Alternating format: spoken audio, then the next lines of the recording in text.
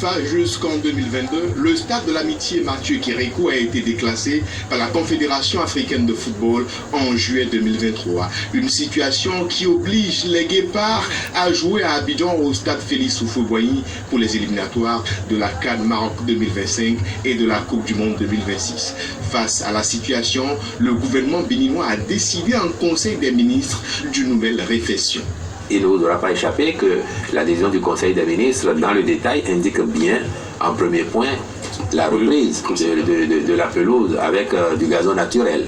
Donc, c'était le principal point. Et après, il y a quelques aspects accessoires, le terrain d'entraînement, par exemple. Donc, tous ces points sont connus. Ce n'est pas forcément des différences humaines, c'était la qualité, je ne veux pas dire la qualité, mais la durabilité de la réhabilitation intervenue entre-temps, elle n'aura pas été durable. Et donc là, on est parti sur quelque chose qui va nous permettre, nous avons bon espoir, d'avoir un stade dans quelques mois qui soit à nouveau opérationnel, permettre à notre équipe de jouer ses matchs à domicile, afin que nous ayons le bonheur d'aller au stade et qu'ils aient notre chaleur avec tout le soutien qu'il faut. Le Conseil des ministres a marqué son accord pour la réhabilitation du temple du football béninois par une entreprise qualifiée afin de s'assurer que le stade soit définitivement approuvé pour les compétitions de la CAF.